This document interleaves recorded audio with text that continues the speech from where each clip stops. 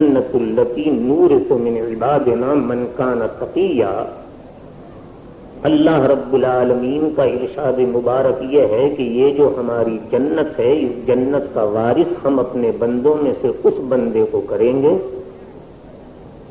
جو تقوی والا، پرہیزگاری والا، ہم سے ڈرنے والا، متقی بندہ ہوگا، وہ جنت کا مالک بننے والا ہے۔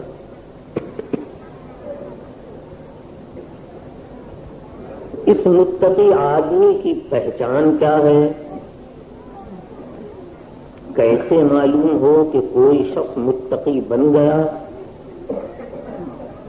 اس آیت مبارکہ میں باری سبحانہ و تعالی نے اپنے متقی بندے کی کچھ علامتیں بیان فرمائیں۔ ان علامتوں کا تعلق تین چیزوں سے ہے، ایک عقائد کے ساتھ، ایک اعمال کے ساتھ، ایک اخلاق کے ساتھ۔ عقائد کا بیان آیت کریمہ کی اس ٹکڑے سے ختم ہو جاتا ہے، وَلَٰكِنَّ الْبِرَّ مَنْ آمَنَ بِاللَّهِ وَالْيَوْمِ الْآخِرِ وَالْمَلَائِكَةِ وَالْكِتَابِ وَالنَّبِيِّينَ۔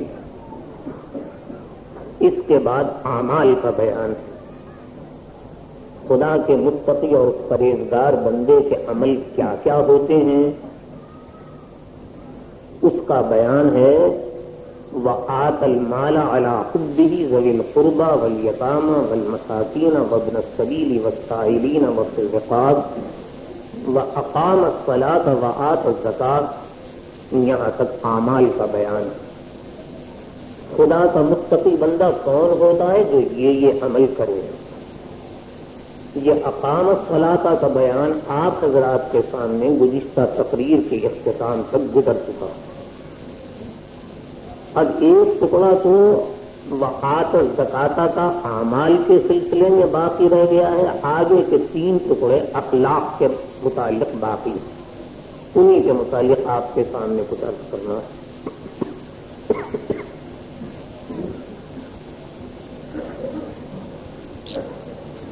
میں نے آپ حضرات کے سامنے نماز کے متعلق جو باتیں عرض کی تھی، بیان کی تھی،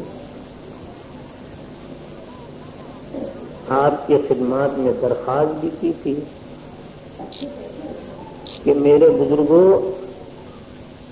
یہ واز تو ہمیشہ ہوتا رہے گا،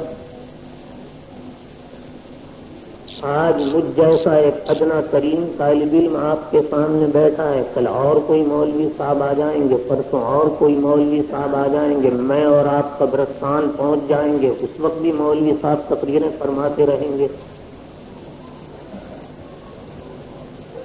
واز کا سننا تو شاید کافی نہیں ہے میری اور آپ کی بخشش و نجات کے لیے۔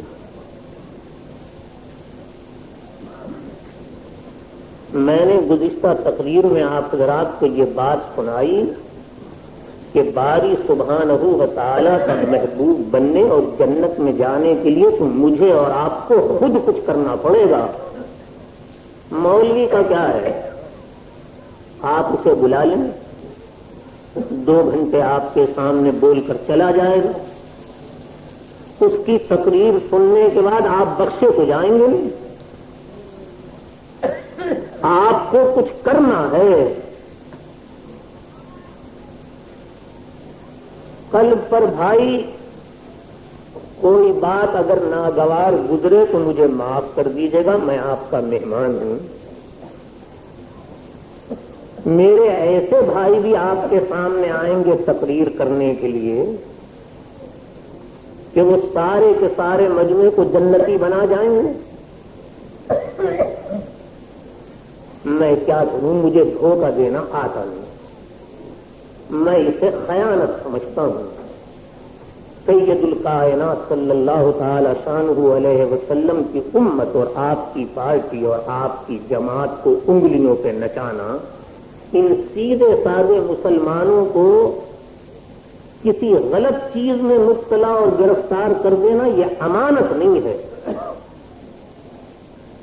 میں بھی آپ سے کہہ دوں، یہ ماشاءاللہ یہ سیویں لگائی ہیں، یہ دریاں بچھائی ہیں، یہ فرش کیا ہے، اتنے مجموعے کو بلایا ہے، اخبارات میں اعلان کیا ہے، ماشاءاللہ قالین بچھائے ہیں، اتنا پیسہ خرچ کیا، تم سب کھڑے جنت میں جاؤ گے، میں بھی کہہ دوں، لیکن یہ ہوگا غلط۔ میں تو اس 14ویں صدی کا ایک مولوی ہوں۔ جس دن سے خدا تبارک و تعالی نے اپنی مخلوق کا پہلا ذرہ پیدا فرمایا ہے، اس دن سے لے کر جس دن حضرت اسرافیل علی نبینا وعلیہ الصلوۃ والسلام سور میں پھونک ماریں گے، اس ساری خدا کی مخلوق میں جس ذات مقدس کے علاوہ اللہ رب العالمین کو کوئی دوسرا اپنا محبوب بنانے کے قابل نہیں ملا، سمجھ لیجئے رسول کریم علیہ الصلوۃ والتسلیم کی ذات گرامی خدا رب العالمین کی رحمت کا وہ انعام عظیم ہے کہ اللہ میاں نے ساری خدائی اپنی ساری مخلوق میں اگر چھانٹا ہے اپنا محبوب بنانے کے لیے تو حضرت محمد مصطفیٰ صلی اللہ علیہ وسلم کو۔ ابن ابی کو جنت مل گئی۔ پچھلی تقریر میں نے سنایا کہ سید المرسلین صلی اللہ علیہ وسلم کا 10 برس متواتر وعظ سنا ہے، بخشا گیا۔ ان میں سے کوئی جنت میں گیا؟ وعظ سن کے جنت میں نہیں جایا کرتا۔